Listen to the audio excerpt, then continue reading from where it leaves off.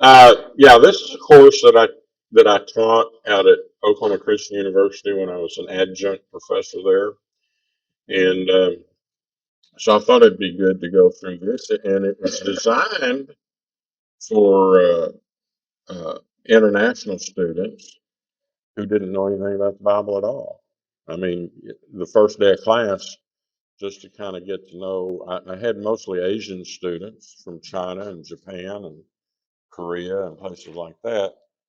I'd have about 20 of them, and then about 10 or 15 on in if you can find a seat. Then I'd have about 15, uh, 10 or 15 students from Europe and from Mexico or South America, not Mexico, but uh, I'd ask them, who is Satan? How many of you know who Satan is? And almost nobody'd raise their hand. How many of you know who Abraham was?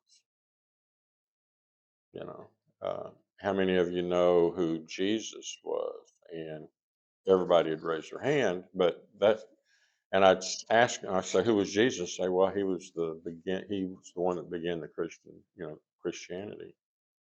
And they didn't know anything else other than that. They didn't know anything.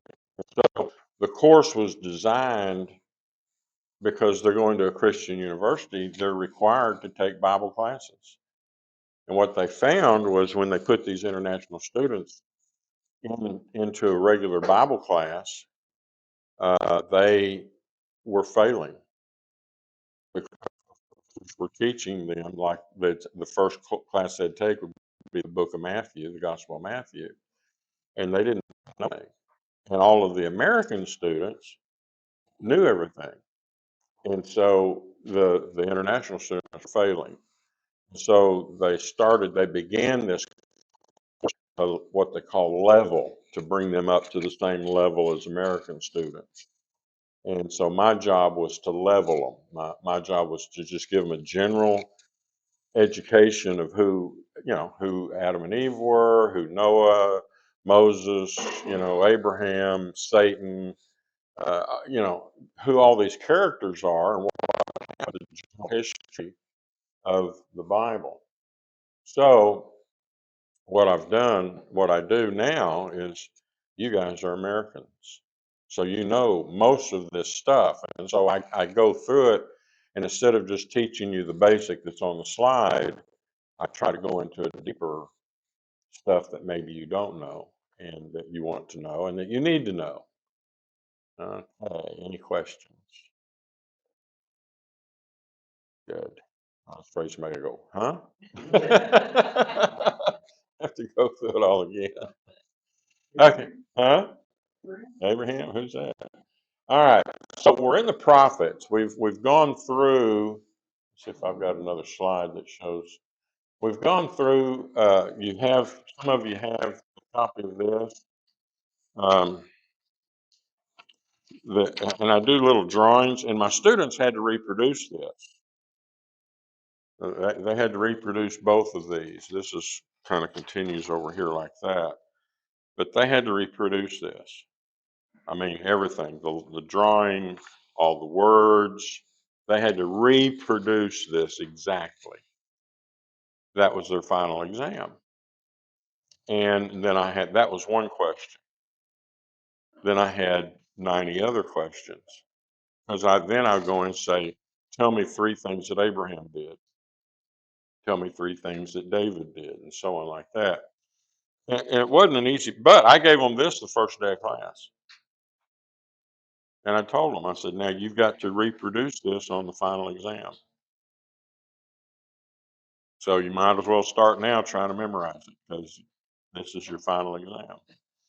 So, and you'd be surprised how many of them would fail.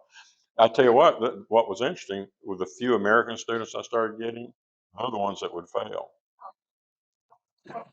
because they wouldn't do that. They want to go to college and have multiple choice and questions like that. They don't want to have to memorize anything. I failed them too. I didn't mind. I mean, I didn't like failing a kid, because it cost, that course cost them money.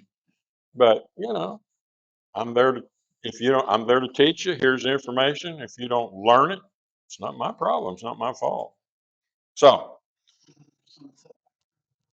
my son said, it is, it is. I mean, uh, I had four classes in a semester was 9 weeks, and four classes each semester.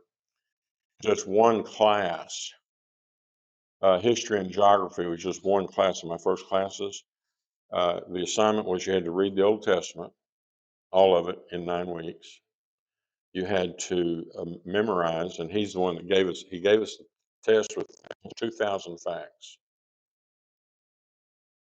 Okay, and that's one course. The next one was Sermon on the Mount, and you had to memorize the Sermon on the Mount, 3 chapters, Matthew 5, 6, and 7. You had to memorize it. Plus, you had to read 2 books on it. So, I mean, we went to class 6 hours a day. We had to study at home 7 hours, 8 hours a night every night just to get through the course. So you're right. It is some of the sunset stuff coming out, or you said it, but some of the sunset stuff coming out. But if you, I don't believe in free rides, so except if it's free to go to heaven. So all right, where we're at, we've gone through all of this. Where we've been is all the way from Adam and Eve in the garden to King David, King Solomon, the division where the kingdom of Israel divided into north and south, and that's when God began to send the prophets. A prophet is an inspired preacher. I'm a prophet, but I'm not inspired. I teach God's word, and that's what a prophet does. But you had inspired prophets, and that's what you needed then because they didn't have the written Bible that people could carry around. That's a recent phenomenon. And the first church didn't have a written Bible to carry around. Uh,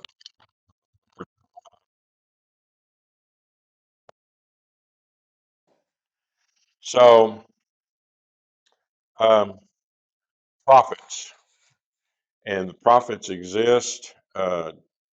Several events happen.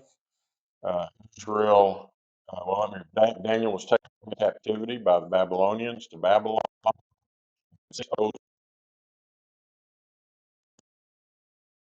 Was about 900 BC. So you're looking at about 300 years here that passed. And he was youth, and Daniel was counselor in the king of Babylon's court. And God gave Daniel the ability to interpret dreams and to see visions from God as a prophet. And that's what you have in the book of Daniel. If you open your Bible, I'm not asking you to, but if you open up to the book of Daniel, that's what it is. It's a record, it's a historical record of of Daniel's history, what happened to him. What's the one event you remember most about Daniel? Lion's Den. That's in there. That record of that event is in the book of Daniel. It was recorded. He had three friends that were also taken into captivity. You've heard their names: Shadrach, Meshach, and Abednego. You probably heard it, Abednego, right? Uh, it should be pronounced Abednego, but we're not going to camp on that. So I found it's a waste of time. So, but they are rescued from the furnace, the fiery furnace, and so all of those are in the book of Daniel. Uh, Daniel went as a young man, probably maybe in his teens, was made an advisor because he was educated, and that's what those countries did when Assyria or Syria or Babylon came in and captured different nations, conquered different nations. They would take the wealthy, educated young men into their country to become advisors and to educate, to become the teachers, to educate, and then they take the women in and make slaves out of them. That's what a concubine is a slave wife. We read about people having concubines. I had I had heard in school that these were just uh, unmarried women that the guys would have babies with. That's not true. They married them, but the difference between a concubine and a wife was a free married woman, and the concubine was a slave married woman. They married them. Abraham had several concubines. Uh, Keturah was one of his concubines. So anyway, um, this is the period that we're talking about. This is the first temple that Solomon built around 950 BC, about 950. And then you, you have the prophets. The kingdom divides. The southern kingdom starts a kingdom that is not, and they build another temple in Samaria in northern Israel. So you had two temples. One was in Jerusalem and the other one was in Samaria, but they didn't follow the teachings of God that was delivered through Moses. And so you had the northern kingdom, the southern kingdom. So God began to send prophets to them, say, "Hey, you better stop doing that. God is sending me." And it wasn't real strict. And I think this is important. I've mentioned it to you almost every time I've talked about this, is because I think growing up in the church, people get the idea that God is just, you better do it my way or I'm going to burn you, kind of deal. That's not the picture of God in the Bible at all. He's very gracious, very patient.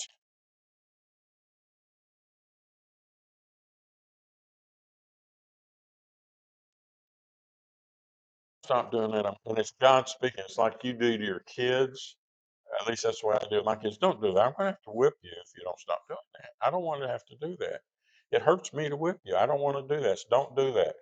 And they keep doing it and keep doing it until finally, and I don't know how you felt about whippings, but I got them and I delivered. And so I tell them, don't, come on. And I plead with them, don't do that. And then I finally have to whip them. And that's the way God is. God is so patient. And that's the thing I learned from is the patience of God. These people were sacrificing their firstborn babies to other gods for 100 years. And the prophets kept coming and saying, don't stop doing it. Don't do that. Well, see, God's a lot more patient than I am. God did. So God is so patient. And so Israel, the southern kingdom finally goes into idolatry. God sends the Babylonians, and the Babylonians come down three times because Israel, they conquered Israel, put a vassal king in. A vassal means a king that's there because Babylon put them there. And the king was supposed to pay tribute to Babylon. And the first time the king said no, so they come in 606 and they defeat the country, they defeat Israel again, Jerusalem, and that's when they took all the rich guys, and that's when Daniel was taken into captivity in 606. And then they put another king in, or they told the king, "Look, you better straighten up, or we're going to destroy you." And he didn't listen to him. So in 586, so 606 to 586, how many years? 20 years later, Babylon finally comes back and tears down the city, just totally demolishes the city, destroys it, tears it down. It says they didn't leave one stone left on it. That's how completely they destroyed the city, and they destroyed God's temple in the process. So, but Jeremiah the prophet told them this was going to happen. And everybody said, "No, God won't destroy his temple. That's his house. He's not going to destroy his house. He's not going to let that happen." But Jeremiah said, "Yeah, you're going to do it. And you're going to go into captivity for 80 years." And then Babylon, and he even names them, it's going to send you back. And so they're in captivity for 80 years. And then they come back in 536, that's 80 years, and rebuild the temple in 515 BC, the second temple. That's the temple in Jerusalem that was there when Jesus was born.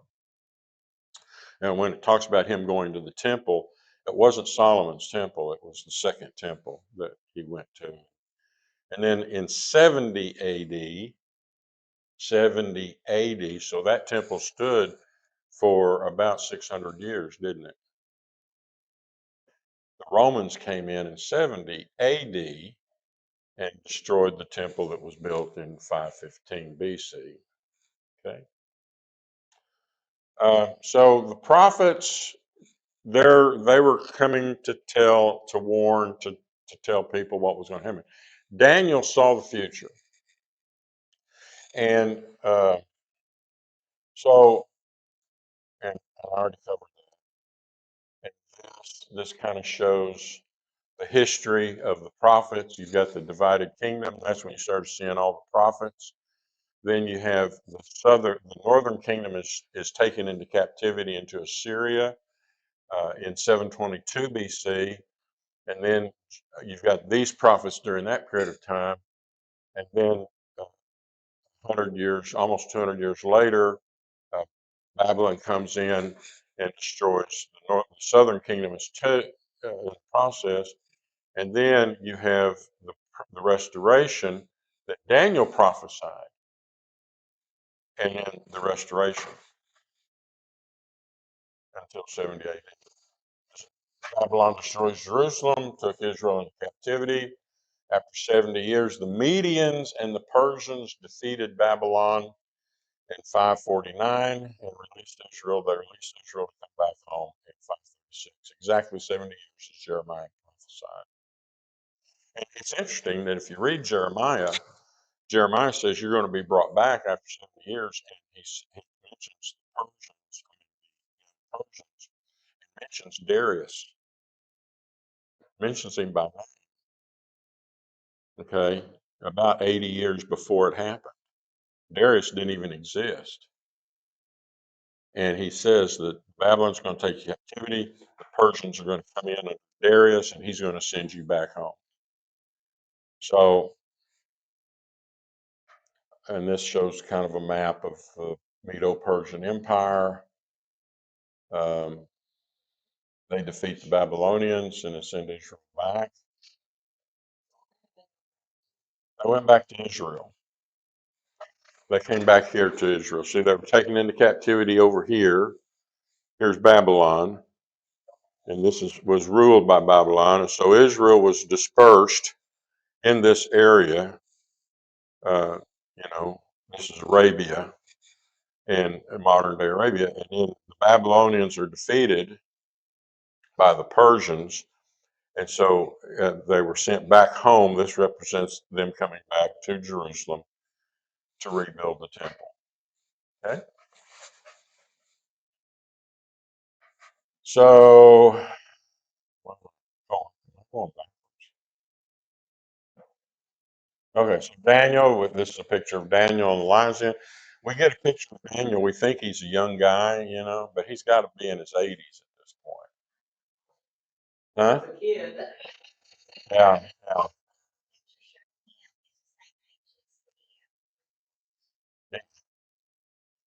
Well, he was, but but stop and think. All right, when is he taken into captivity?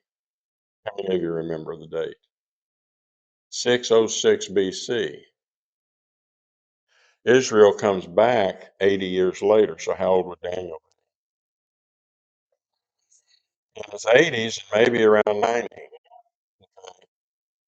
So it's the Persian king that puts Daniel in the lion's den. So this is after the Persians, 80 years later, that the Persians take over Babylon, and Daniel's there. He might be 90 to 100 years old, and that seems, but they lived longer then. To live 120 years was not an unusual thing. So that I like the picture because it shows him as an old man standing in the lion's den. Okay. So future telling was the big thing about an inspired prophet. How would you know if I started telling you what's going to happen to you at lunch today, or I tell you what's going to happen in this church, or what's going to happen in our government, and who our future president's going to be, if I start telling you that and it all comes true, then what would you think? That I'm inspired. Inspired means the spirit is in me. It's a Latin. The English word inspire comes from the Latin word in spiritus. Spiritus means spirit, in spiritus, and the spirit is in me. And so I'm inspired. You conclude that I'm inspired, but I'm not. I can't tell you the future. But I do. But I do study and teach the Word of God. So future telling, and example of Daniel future telling is if we read Daniel 2. I don't. I think I have to read it. I think I have to look at it. Daniel. That's in the Old Testament. Today it is. Okay. Um, Daniel 2:1. Now in the second year of the reign of Nebuchadnezzar.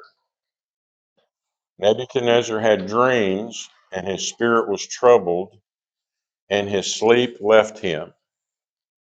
And the king gave orders to call in the magicians, the conjurers, the sorcerers, and the Chaldeans to tell the king his dreams. So they came in and stood before the king. And the king said to them, I had a dream, and my spirit is anxious to understand the dream. And the Chaldeans spoke to the king in Aramaic, O king, live forever. Now, and it's interesting, in Daniel, book, the actual scroll of Daniel that we have, this part here is in Babylonian. It's in Chaldean or Aramaic. So you have Hebrew and Aramaic being used in the text. O king, live forever. Tell the dream to your servants, and we will declare the interpretation. The king answered and said to the Chaldeans, the command from me is firm. If you do not make known to me the dream and its interpretation, you will be torn limb from limb, and your houses will be made a rubbish heap. So he knows their tricks. He tells them the dream, they'll give him some kind of interpretation, and you don't know whether they're right or not. So if you're really a magician like you claim you are, you tell me the dream. Well, none of them can tell him the dream. So he orders that they all be executed. And so Daniel steps forward and said, wait, king, don't do that. I'll tell you what you dreamed and give you the interpretation. So if we go down to verse 28, however, there is a God in heaven who reveals mysteries, and he has made known to King Nebuchadnezzar what will take place in the latter days or the future. This was your dream and the vision in your mind while on your bed. As for you, O king, while on your bed, your thoughts turn to what would take place in the future, and he who reveals mysteries has made known to you what will take place. But as for me, this mystery has not been revealed to me for any wisdom residing in me more than any other living man, but for the purpose of making the interpretation known to the king, and that you may understand the thoughts of your mind. So Daniel says, there's nothing special about me. And see, all the magicians that the king had, they touted their wisdom and their great abilities. Daniel's just saying, I don't have any ability. It's just God has revealed it to me for your purpose, for your benefit. You, O king, were looking, and behold, there was a single great statue. That statue was large and of extraordinary splendor, was standing in front of you, and its appearance was awesome. The head of that statue was made of fine gold, its breasts and its arms of silver, its belly and its thighs of bronze, its legs of iron, its feet partly of iron and partly of clay. You continued looking until a stone was cut out without hands and that means it's a divine. If it's not cut out by hands, that means no human was involved in it. So a stone that was created by divine power, and it struck the statue on its feet of iron and clay and crushed them. Then the iron and clay, the bronze, the silver, and the gold were crushed all at the same time and became like chaff from the summer threshing floor. Chaff is, after they thrash the wheat, they'd take a shovel and what's left, and once they garnered the wheat out, they'd take a shovel and throw it up in the air, and the wheat, was heavier, and it would fall back to the ground. The, the, the, the chaff, that's what I'm trying to explain is what chaff is. Do all of you know what chaff is? Okay. So they crush the stuff that encompassed the seed, they crush that off, the wind would carry it away. And what would be left would be just a seed. And so that's why I've been in India when Becky and I were there, we would see people, they'd be out there and they'd be throwing it in the air like that with a shovel, and the wind would be carrying away all this, looks like dust, but it's the stuff they crushed it. They uh, ran a heavy stone over it, crushed it, and then they'd throw it in the air. And then after they've done that for a while, and there's no more chaff blowing away, then what was left was just a seed. Okay. And that garner the seed, they'd gather the seed into the barn.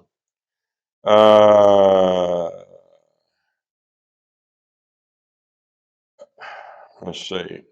Verse 35, the iron, the clay, the bronze, silver, and the gold were crushed all at the same time and became like chaff from the summer threshing floors, and the wind carried them away so that not a trace of them was found.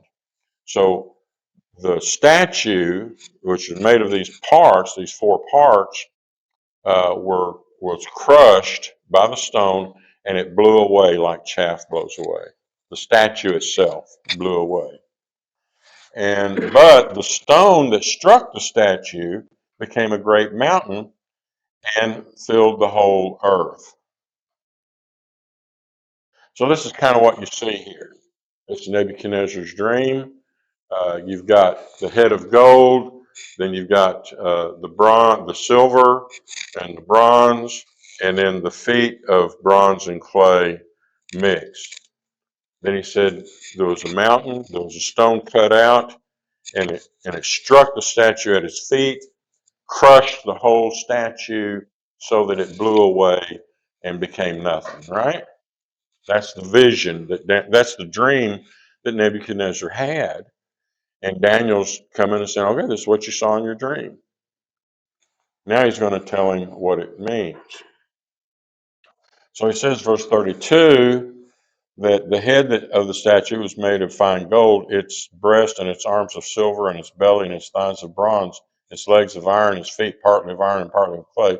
You continued looking until the stone, etc. Let's see. So,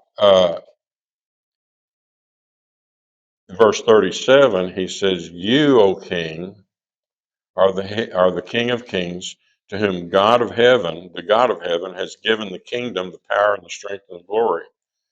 And wherever the sons of men dwell, and the beasts of the field, and the birds of the sky, he has given them into your hand, and has caused you to rule over them. You are the head of gold. So here's the interpretation.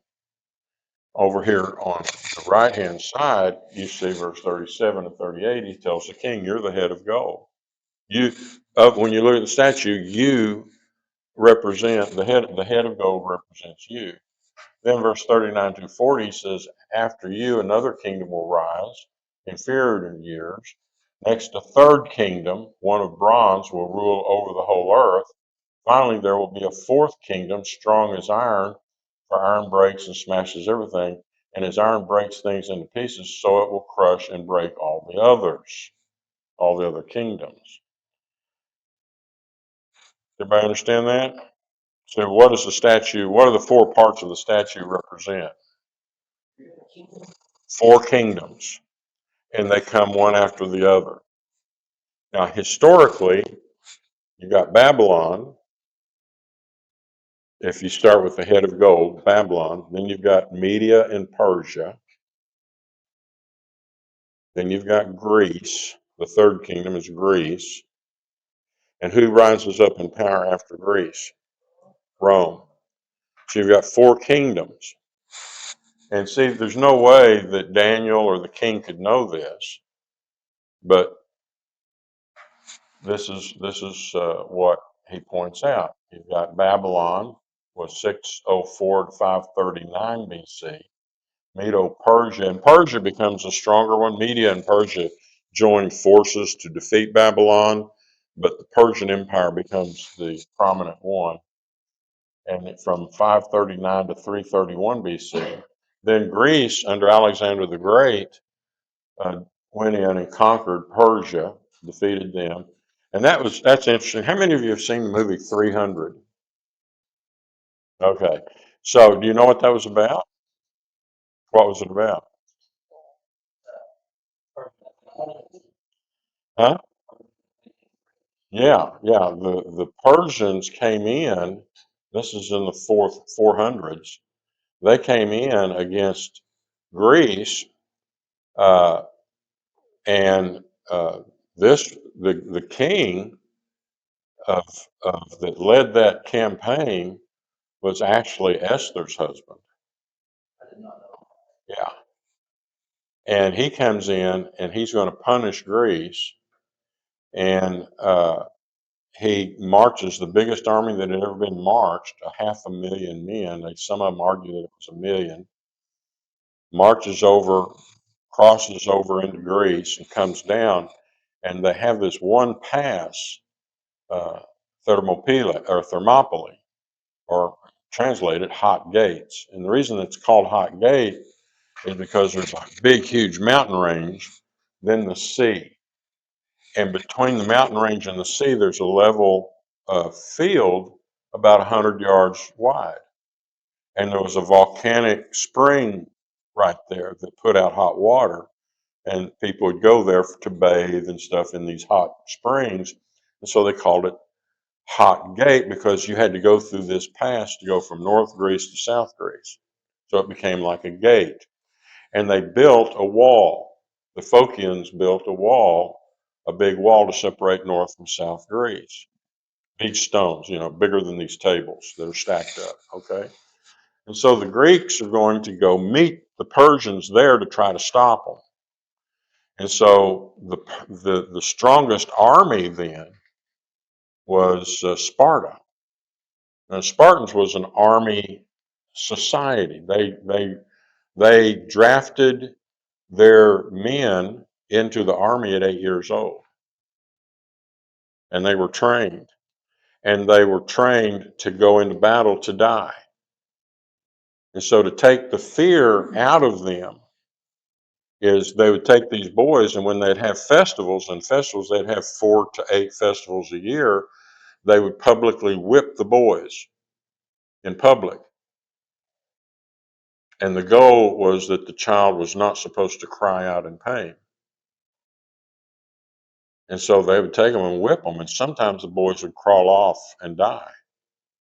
And they were willing to let them do it because they knew that when they grew up, they had to be strong enough warriors to be willing to give their lives for the good of the city. It's a tough deal. I mean, I've read about it. I can't believe what these guys had to go through just growing up in the Spartan society. So these were the baddest dudes in probably the world at that time. And they went to Sparta, and they had a couple of thousand other city states with them to fight. The Spartans told them to just go home because he said, "You go home and get your people ready," because they knew they couldn't stop them for very long. And so these 300 Spartans, and they still had about 900 other men with them from other countries. They stood against this million army strong, but the problem is it was only 100 yards wide, and these guys they could only send so many warriors in, and as many as they sent in, and the Persian king Xerxes decided that he was going to send his elite troops in, like the Green Berets, our Green Berets, going to send them in and deal with it. None of them came out alive, and so the Spartans were just, so superior to these guys in warfare that each Spartan would kill hundreds just by himself. It's each one of them. It was said that somebody said to the king, he said, "Man, they're shooting so many arrows at us, it's blocking out the sun." And the Spartan king said, "Thank goodness," he said, "this, I'm tired of fighting in this heat." So, I mean, they got to where they're stacking up bodies. And so when the Persians would come a second and third and fourth time, they had to climb over all these bodies, like a giant wall of bodies, just to get to them. And talk about demoralizing them.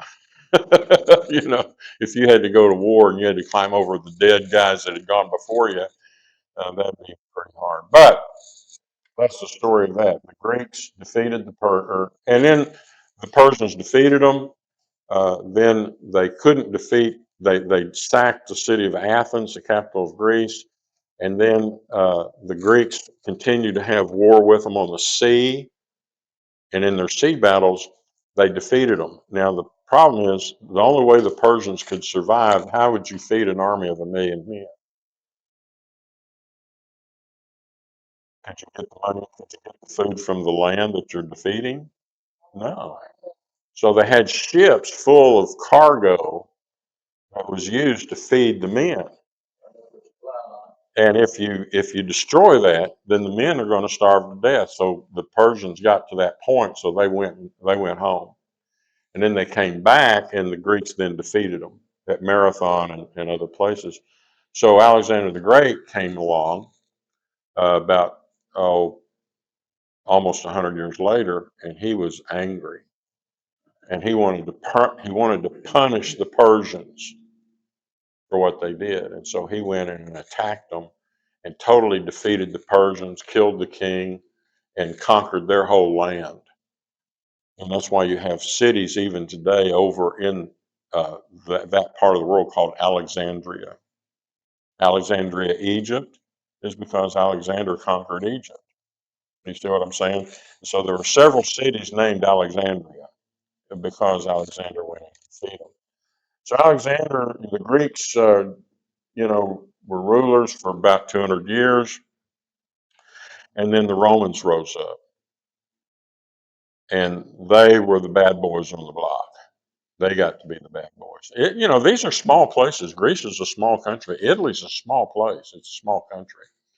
But Rome became so powerful, and they trained their armies. And back then, it's who had the greatest weapons. Today, who's going to rule? Whoever's got the best, the mightiest weaponry. Whoever's got the atomic bombs, they're going to rule. Okay. And it's not, I mean, what if the only country that had atomic weapons was the state of Oklahoma? So who would rule the world? Oklahoma would. And so the warfare back in those days was with spears. They'd come up with their shields and swords, and then from behind them there'd be in a spear, and they'd stab and stand there facing each other, stabbing until they killed that guy. Move on. That was the normal warfare. The Greeks came up with a deal where the frontline guys held shields, had a sword for short killing, and then the line behind them had real long swords, almost as long as these two tables. So they'd stand back with these long spears and reach in and kill people that way. And then the guys in front had the short swords to finish the job as they're chopping through. Okay. So because of that advancement in how they fought wars, Alexander was conquering everybody. Okay. Yeah, phalanx is that line of army that did that. So, and then the Romans came along and they used similar stuff. They used the same stuff the Romans did, but they also used tar and fire and gasoline. Huh? Greek fire. I mean, they used it. So anyway, that kind of tells you the history. So, but what is God revealing to Daniel? or to King Nebuchadnezzar, and Daniel tells him the dream, that during which kingdom does the rock strike the statue? No, in the fourth kingdom. See, the rock strikes the statue in the fourth kingdom. And so here's the Babylonian Empire. You can see in red. And then you come along and you see the Persian Empire. See, here's Israel. It's much bigger and conquers Babylon. And then the Greek Empire, Alexander the Great, starts here. He lived in Pella, up in this area, conquers all of Greece, then goes over and conquers uh, uh, Asia Minor, then comes down and conquers Egypt, Israel. It's interesting that when Alexander the Great enters Jerusalem, comes to Jerusalem with all of his army, and his intention is to destroy Jerusalem. This is history. You can read it. The high priest comes out and reads the book of Daniel to him, showing that they knew he was going to do this, and that Alexander the Great was going to be the king that would conquer the world. And so they spared Jerusalem because of that, because they had the book of Daniel.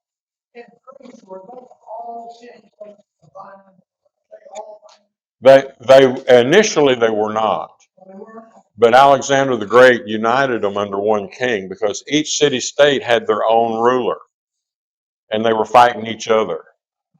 You know, Sparta was at war with Athens, and so Athens and Sparta would fight against each other.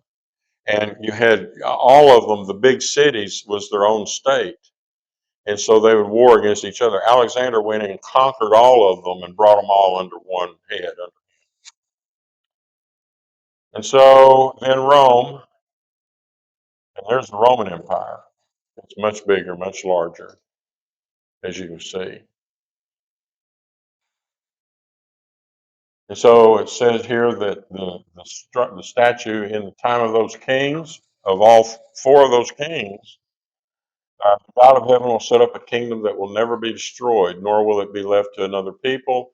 It will crush all those kingdoms and bring them to an end, but it will itself endure forever. This is the meaning of the vision of the rock cut out of the mountain, but not by human hands, a rock that broke the iron, the bronze, the clay, the silver, and the gold to pieces. The great God has shown the king what will take place in the future. The dream is true and the interpretation is trustworthy. So the mountain would become the kingdom of God.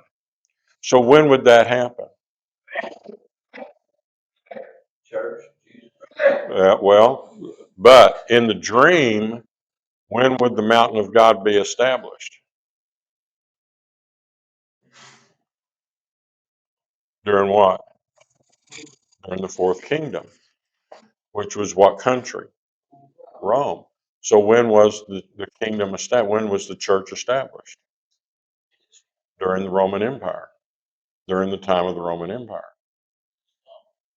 So, yeah. So, uh, I mean, and this converted, this right here has converted more people than I can tell you.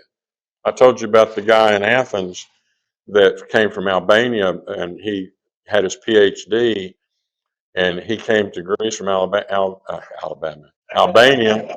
and he was an atheist, and he was going to read the Bible to disprove Christianity, and he'd read in the book of Daniel and said, there's no way Daniel would know. And the future telling, the ability to know the future, converted him. He said, "There's only one. There's no way any human could know the future like that. It has to be God. There has to be a God for that to be true."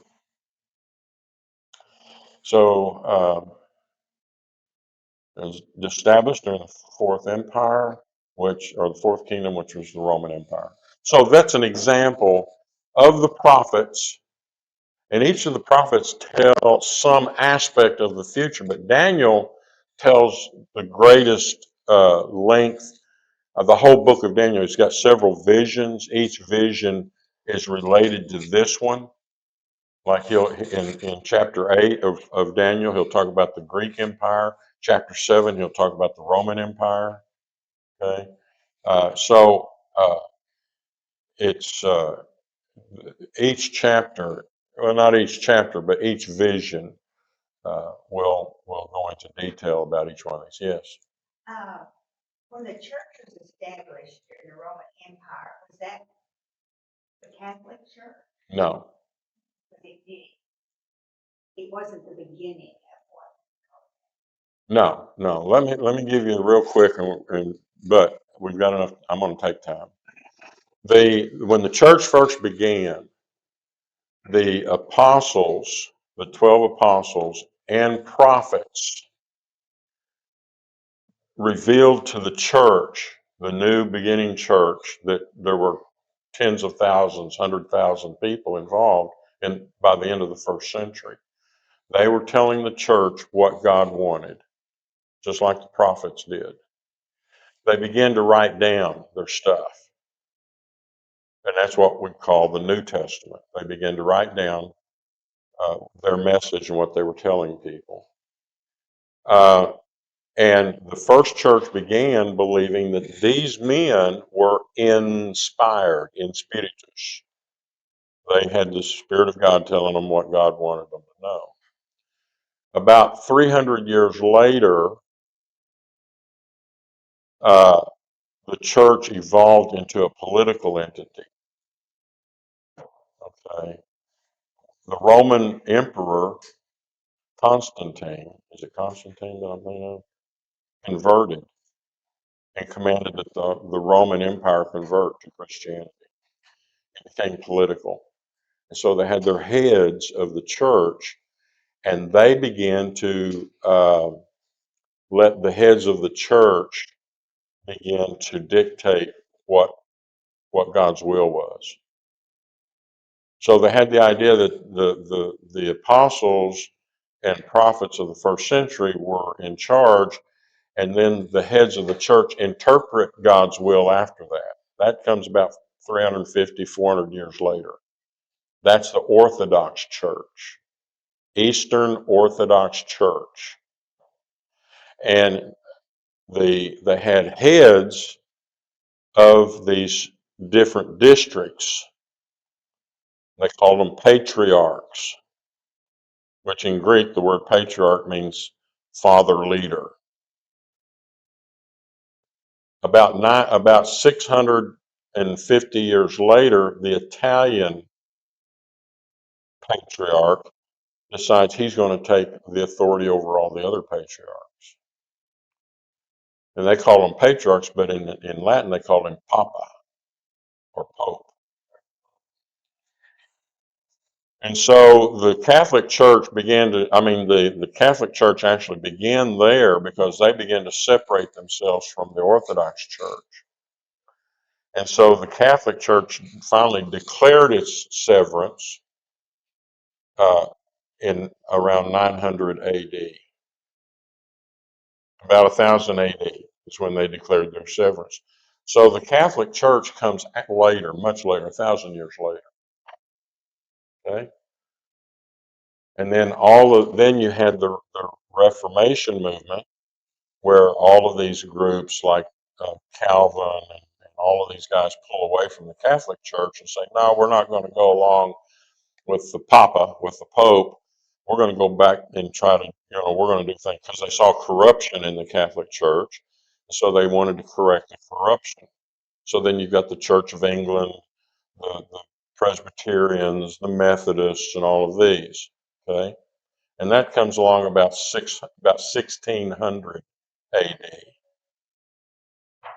1,600 years after Christ, and about 600 years after the Catholic Church. And then in 1700s, a group of them decided that each of those are corrupt because they're creating their own rules. And they said, back to the Bible. And they started what was called the Restoration Movement, where you go just by the Bible. And that's what we're part of. Does this make sense to you? Any questions about that?